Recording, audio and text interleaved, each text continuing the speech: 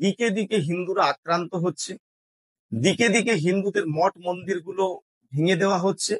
আমরা বাংলাদেশ থেকে শুরু করে মুর্শিদাবাদ, মালদা পর্যন্ত সব জায়গাতেই একই হচ্ছে। ভগবান যাচ্ছেন যেই রাস্তা দিয়ে, ভগবানের সামনে ইচ্ছাকৃতভাবে সেখানে প্রস্রাব করবে।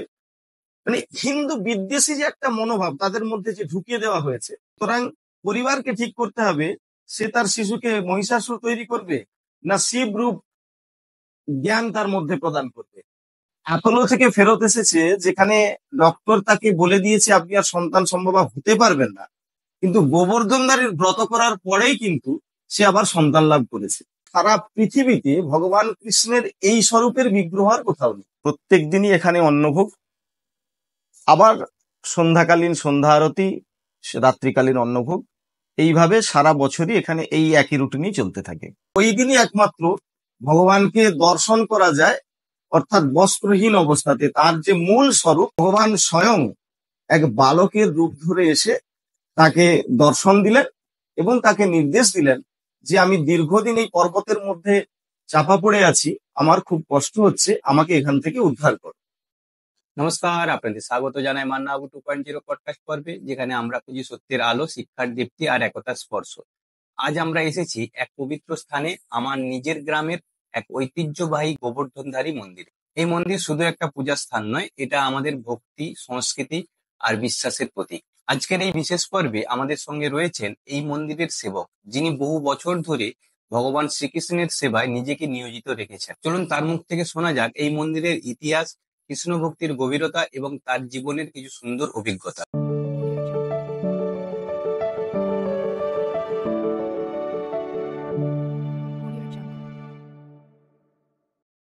কারণ আমরা গোবর্ধনধারীর সেবা পুজোতেও দেখেছি, যেহেতু গোবর্ধনধারী পদব্রজে যান, তো এলাকার বিভিন্ন মসজিদ, মুসলিম পল্লী, রাস্তার তো কোনো বিচার থাকে না। তো স্বাভাবিকভাবে কি হয়, আমরা কখনো কখনো দেখা যাচ্ছে এমন একটা রাস্তা দিয়ে আমরা যাচ্ছি, সেখানে কোনো মসজিদ রয়েছে বা কোনো মুসলিম পল্লী রয়েছে। কিছু কিছু মুসলিম পল্লীতে দেখা যাচ্ছে তারা গোবর্ধনধারী যাওয়ার পূর্বে যে ঘড়িটা বাজানো হয়, তারা ঘড়ির আওয়াজ শুনেই তাদেরকে নির্দেশ দেয় এখান দিয়ে ভগবানের ঘড়ি বাজানো যাবে না, শব্দ করা যাবে না। এবং কিছু কিছু ক্ষেত্রে দেখা যাচ্ছে যে গোবর্ধনধারী যাচ্ছেন কিছু কিছু মুসলিম পল্লীতে, তাদের সেই সমস্ত ছোট ছোট বাচ্চাদেরকে এমন ভাবে হিন্দু বিরোধী শিক্ষা দেওয়া হয়েছে, তারা ইচ্ছাকৃতভাবে ভগবান যাচ্ছেন যেই রাস্তা দিয়ে, ভগবানের সামনে ইচ্ছাকৃতভাবে সেখানে প্রস্রাব করবে। মানে হিন্দু বিদ্বেষী যে একটা মনোভাব তাদের মধ্যে যে ঢুকিয়ে দেওয়া হয়েছে। তো এই জায়গাগুলো থেকে হিন্দুদেরকে বেরিয়ে আসতে হলে তাদেরকে ইউনাইটেড হতে হবে, এবং হিন্দুরা একত্রিত না হলে হিন্দুরা সুরক্ষিত থাকবে না।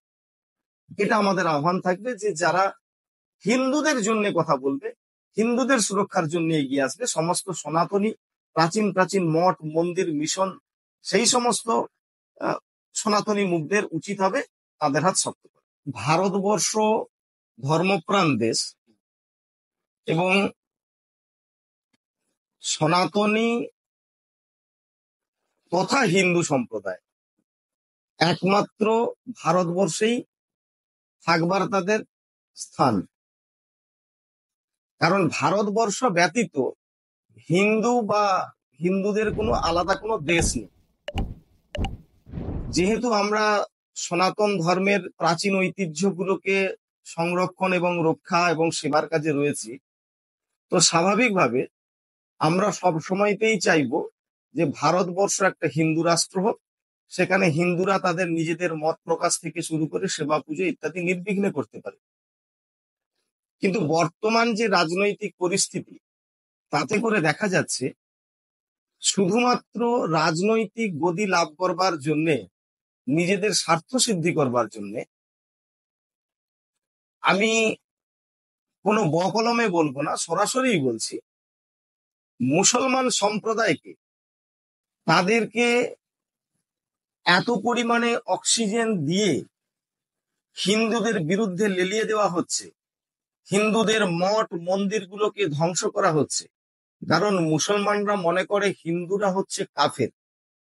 সেই সুযোগ নিয়ে ভোট ব্যাংকের খাতিরে বিশেষ বিশেষ কোনো রাজনৈতিক দল তারা মুসলমানদেরকে ইউটিলাইজ করছে, যার ফলে আজকে দেখা যাচ্ছে দিকে দিকে হিন্দুরা আক্রান্ত হচ্ছে, দিকে দিকে হিন্দুদের মঠ মন্দিরগুলো ভেঙে দেওয়া হচ্ছে।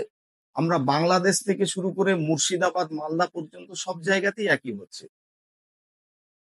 যারা যারাই হিন্দুত্ববাদী মুখ, যারা হিন্দুত্বের পক্ষে কথা বলছে, তাদেরকে ব্যক্তিগত আক্রমণ করা হচ্ছে। সেটা সাধু সন্থ থেকে শুরু করে আমাদের মতো একেবারে মন্দিরের মহন্তরাও পর্যন্ত বাদ যাচ্ছে না।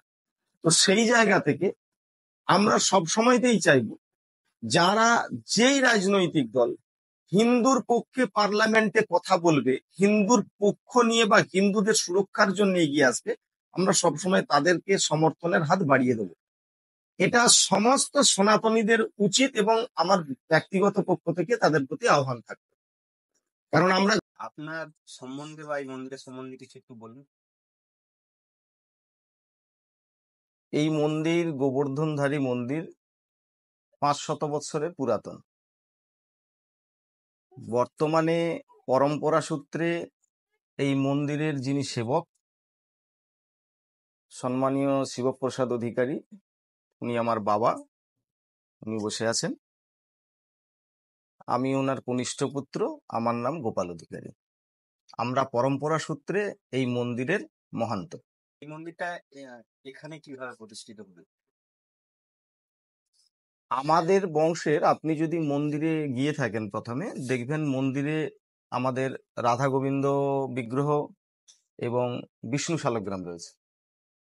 তো ওই বিষ্ণু শালগ্রাম এবং রাধা গোবিন্দ বিগ্রহ এটি হচ্ছে আমাদের এই গোস্বামী বংশের, অধিকারী বংশের প্রাচীন প্রতিষ্ঠিত বিগ্রহ, যার প্রতিষ্ঠাতা ছিলেন শ্রীমৎ জয়কৃষ্ণ উত্থাসিনী। এই জয়কৃষ্ণ উত্থাসিনীর যিনি কাকা, তিনি হলেন কুঞ্জবিহারী উত্থাসিনী। এই কুঞ্জবিহারী উত্থাসিনী তিনি অতি বাল্যকালে কাশিজোড়া পরগনা, তখন এটা পরগনা ছিল, তো কাশিজোড়া পরগনাতে এই জায়গাতে এই উত্থাসিনী পরিবারের নিবাস ছিল। উনি অতীব বাল্যকালে যখন উপনয়ন হলো, উপনয়নের পর উনি সন্ন্যাস নিয়ে নিলেন। সন্ন্যাস নিয়ে উনি বৃন্দাবনে ছিলেন। বৃন্দাবনে উনি যেই আশ্রমে থাকতেন ওটি হচ্ছে গিয়ে মাধবেন্দ্রপুরীর আশ্রম। মাধবেন্দ্রপুরী চৈতন্য মহাপ্রভুর চৈতন্য চরিত্রামৃত পড়লে মাধবেন্দ্রপুরী সম্পর্কে জানবেন। সেই মাধবেন্দ্রপুরীর আশ্রমেই গোবর্ধনধারী পূজিত হতেন। পরবর্তীকালে কুঞ্জবিহারী উত্থাসিনী সন্ন্যাসের পরে ওনার নাম হলো কুচমন দাস বাবাজি। সেই কুচমন দাস বাবাজি যখন বৃন্দাবন থেকে গঙ্গাসাগর দর্শন করতে এসেছিলেন, সঙ্গে এই গোবর্ধনধারী বিগ্রহকে তিনি ঝোলাই করে নিয়ে এসেছিলেন। তো সামনে বারবাহারপোতা বলে একটি গ্রাম আছে, ওখানে উনি একটি বটবৃক্ষের তলাতে বাস করতেন পর্ণকুটিরে, সেখানে গোবর্ধনধারী সেবা পূজা করতেন। বৃদ্ধকালে উনি যখন পরলোক প্রাপ্তি হলেন, সেই সময়কালীন যিনি রাজা ছিলেন কাশিজোড়া পরগনার, রাজা জিতনারায়ণ রায়, তিনি এই গোবর্ধনধারীর সেবা পূজার দায়িত্ব স্বপ্নাদেশের মাধ্যমে জানতে পেরে জয়কৃষ্ণ উত্থাসিনীকে প্রদান করেন। সেই থেকেই জয়কৃষ্ণ উত্থাসিনীর হাতে গৌরী গোবর্ধনধারী সম্পূর্ণ সেবা পুজোর ভার দেওয়া থেকেই গোবর্ধনধারী এইখানে এই মন্দিরে নিবাস করছেন। সেই জয়কৃষ্ণ উত্থাসিনীর পরম্পরা সূত্রে আমরা আজকে মহন্ত। আপনার জীবনে শ্রীকৃষ্ণ ভগবানের ভূমিকা কে? শ্রীকৃষ্ণ ভগবানের ভূমিকা আমার জীবনে নয়, শ্রীকৃষ্ণ ভগবানের ভূমিকা প্রতিটি জীবের জীবনেই রয়েছে। কারণ ভগবান সর্বময়, ঈশ্বর সর্বভূতেষু হৃদেষু অর্জুন তিষ্ঠতি। ভগবান সমস্ত জীব, ভূত, ভবিষ্যৎ সবকিছুর মধ্যে রয়েছেন। সুতরাং ভগবানের ভূমিকা সবাইয়ের জীবনেই রয়েছে, শুধু আমার জীবনে নয়, প্রত্যেকের জীবনে রয়েছে। এখানে যে পুজো হয়, প্রতিদিনই পুজো হয় বা পুজোর কি প্রত্যেক নিয়ম দিনই আছে? এখানে পুজো হয়।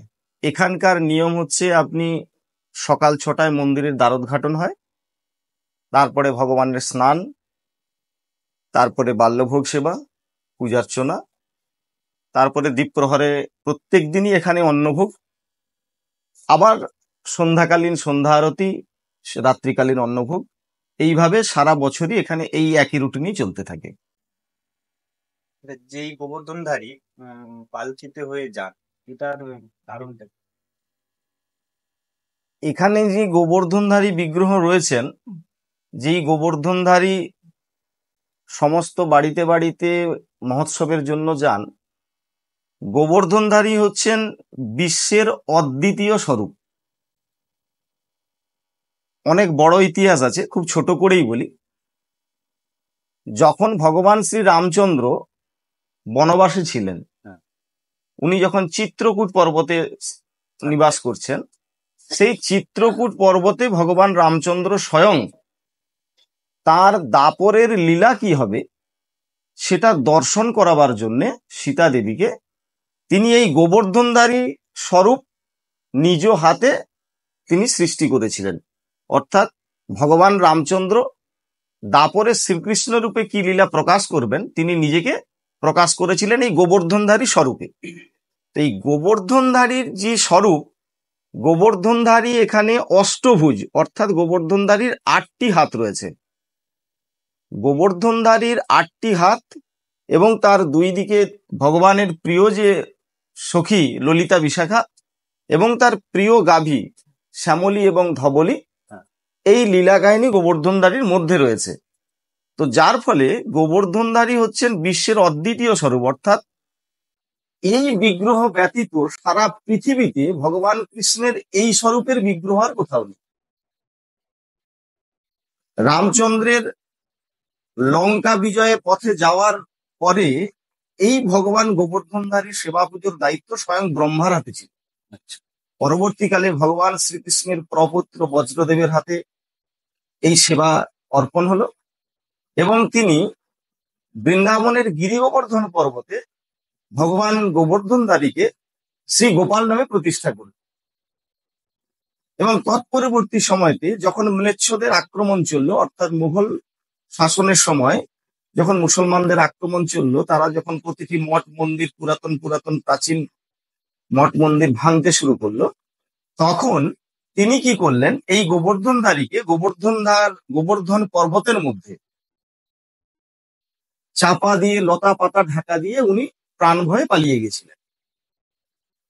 তার পরবর্তী সময়তে মাধবেন্দ্রপুরী যখন গোবর্ধন কুণ্ডে বিশ্রাম করছিলেন, ভগবান স্বয়ং এক বালকের রূপ ধরে এসে তাকে দর্শন দিলেন এবং তাকে নির্দেশ দিলেন যে আমি দীর্ঘদিন এই পর্বতের মধ্যে চাপা পড়ে আছি, আমার খুব কষ্ট হচ্ছে, আমাকে এখান থেকে উদ্ধার কর।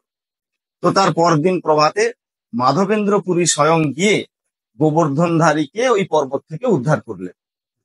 তো তারপরে তিনি একটি মঠ প্রতিষ্ঠা করে সেখানে সেবা পুজো চলছিল।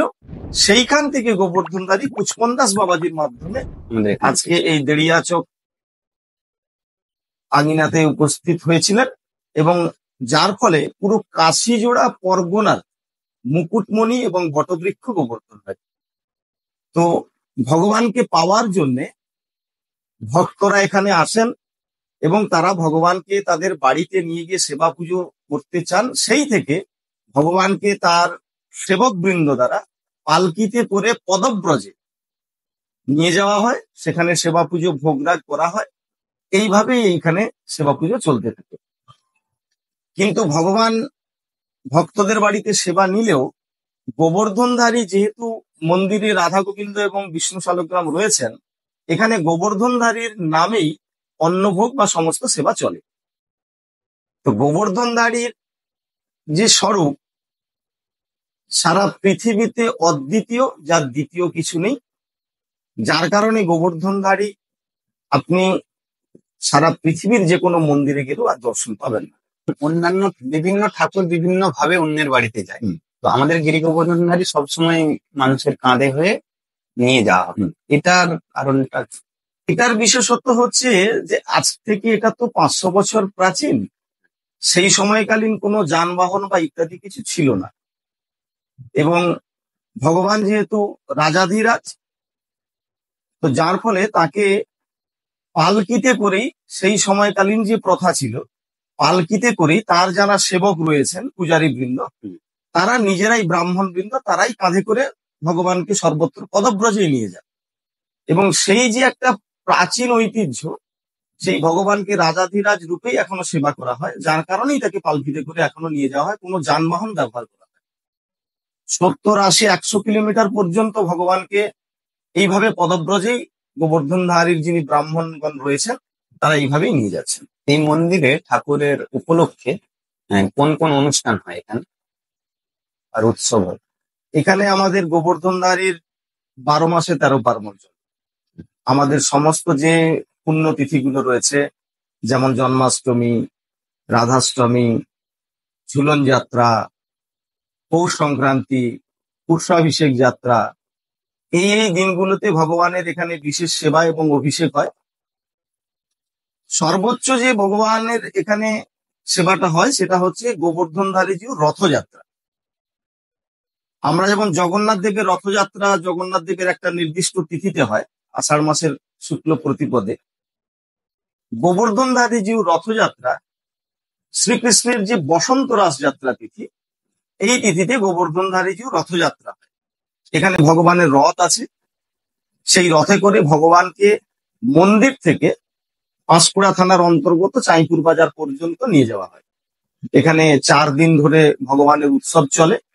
এইটা ভগবানের বিশেষ সেবা। এবং জন্মাষ্টমীটা তো আমাদের পুরো সারা ভারতবর্ষের ফেস্টিভ্যাল। তো এখানে জন্মাষ্টমীতে ভগবানের বিশেষ অভিষেক হয় এবং ওই দিনই একমাত্র ভগবানকে দর্শন করা যায়, অর্থাৎ বস্ত্রহীন অবস্থাতে। তার যে মূল স্বরূপ সেটা ওই জন্মাষ্টমীর দিনই দর্শন করা হয়। বাকি সারা বছর ভগবানের শ্রীমুখ ছাড়া আর কোনো কিছু দর্শন করানো হয় না। তো বলছি, ওই যে বাইরে দেখলাম একটা মন্দির আছে, ওটা সবসময় দেখি খালিই থাকে, ওটা কিসের জন্য করা হয়েছে? বাইরে যে মন্দিরটা রয়েছে ওটা গোবর্ধনধারীজির রাসমঞ্চ। ভগবানের যখন দোল উৎসব হয়, ভগবান ওই রাসমঞ্চ গিয়ে ওখানে বিরাজমান অধিষ্ঠান করেন, ওখানে উৎসব চলে, ভজন কীর্তন চলে। এবং আবার যখন রথযাত্রা হয়, ভগবান রথ থেকে ফিরে এসে ওই রাসমঞ্চে অধিষ্ঠান করেন, ওখানে সেবা পুজো মেলা কীর্তন চলতে থাকে, যার কারণে ওখানে রাসমঞ্চ রয়েছে। ওটা ভগবানের সেবার জন্য ভগবানের রাসমন্দির।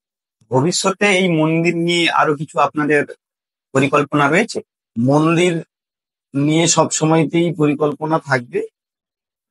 মূল যে বিষয়, আমরা এই গোবর্ধনধারীর বিগ্রহ এতই প্রাচীন, আমরা চাই রাজ্য সরকার কিংবা কেন্দ্রীয় সরকার এই মন্দিরকে হেরিটেজ স্বীকৃতি দিক।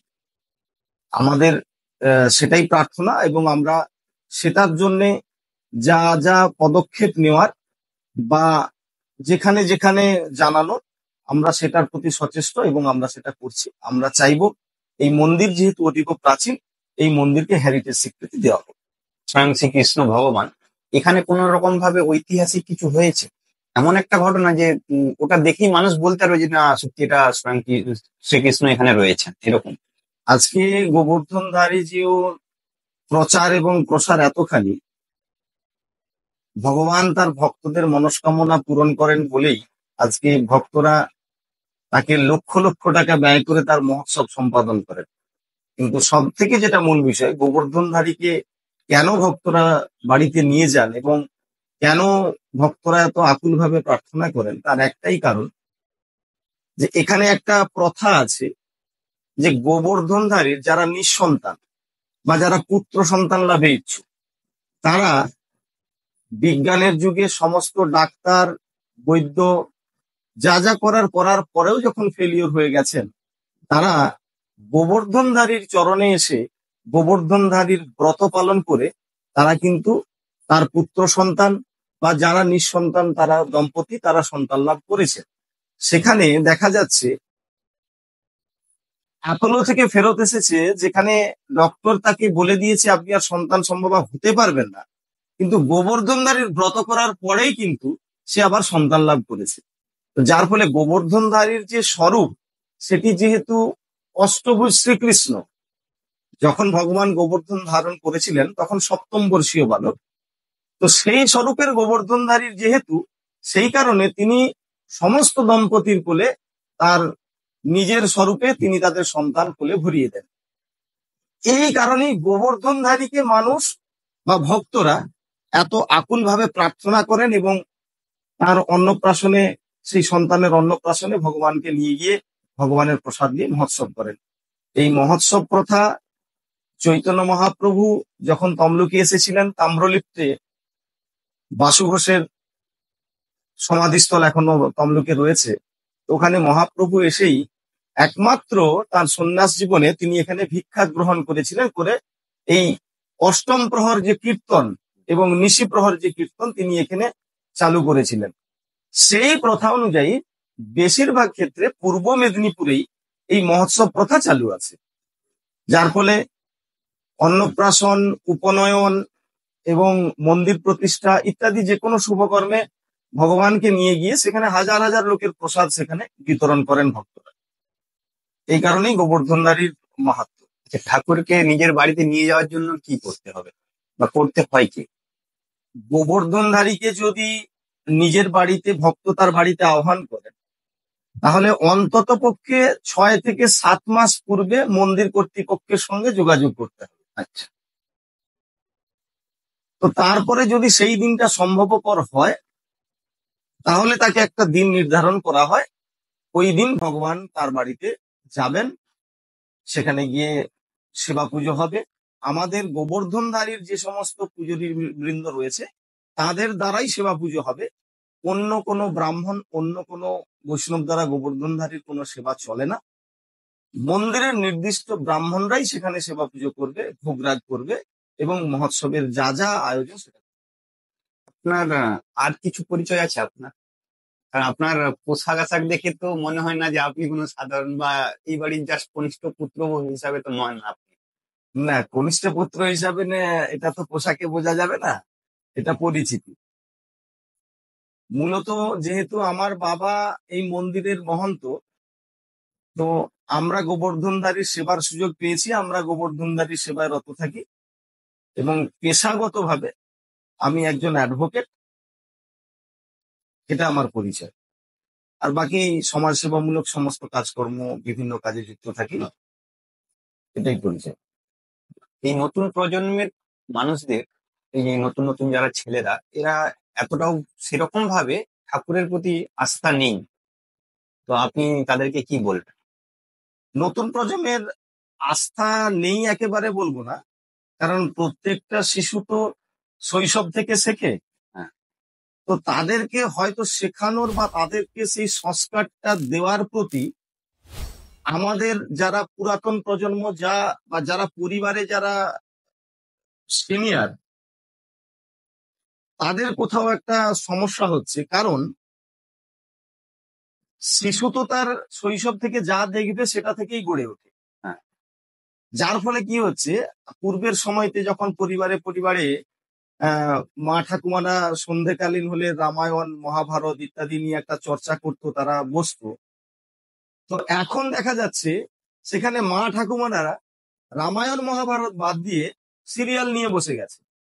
যার ফলে শিশুরা মা ঠাকুমাকেই লক্ষ্য করে তারা ওইটার প্রতি আকর্ষিত বেশি হচ্ছে, ধর্মের জ্ঞান তাদের মধ্যে আসছে না। এটা না আসাটা আমাদের পক্ষে খুবই বিপজ্জনক। কারণ সে জানতে হবে যে একটা মুসলিম পরিবারের ছেলে, তাকে যেভাবে মাদ্রাসাতে একেবারে ছোট থেকে নামাজ পড়তে যেতে হবে, 5 ওয়াক্ত নামাজ পড়তে হবে, রোজা রাখতে হবে, ঈদের খুশি মানাতে হবে, এগুলো যেভাবে শিক্ষা দেওয়া হয়, তাদেরকে যেভাবে কোরআনের শিক্ষা দেওয়া হয়, আমাদের সনাতন ধর্মে হিন্দু সম্প্রদায়ের মধ্যে মা ঠাকুমা বা পরিবারের সিনিয়র যারা আছে তাদের অভাব হয়ে যাচ্ছে, যে পরিবারের মধ্যে শিশুদেরকে সংস্কার, সংস্কৃতি, হিন্দু সনাতন ধর্মের সংস্কারগুলো শেখানো। যার ফলে কি হচ্ছে, আমরা যখন ধর্মজ্ঞানটা অর্জন করছি তখন আমাদের অনেকটা বয়স অতিক্রান্ত হয়ে যাচ্ছে। ছোট থেকে আমাদের ধর্মের প্রতি আগ্রহ কম, যার ফলে আমরা আমাদের ধর্মের প্রতি টান না থাকার ফলে আমরা ইউনাইটেড হতে পারছি না। শুরুবাদরা ঠিক মতন হচ্ছে না। শুরুটা ঠিক মতো হচ্ছে না। কারণ আপনি একটা কাদার ডেলাকে যেভাবে রূপ দেবেন সেটা প্রতিমাও তৈরি হবে, আবার শিবলিঙ্গও তৈরি হবে, আবার মহিষাসুরও তৈরি হবে। তো সুতরাং পরিবারকে ঠিক করতে হবে, সে তার শিশুকে মহিষাসুর তৈরি করবে না শিব রূপ জ্ঞান তার মধ্যে প্রদান করবে। পরিবারের মধ্যে অভাব হচ্ছে, শিশুদের এর মধ্যে কোনো দোষ নেই, কেন শিশুরা যেটা দেখবে সেটাতেই শিখছে।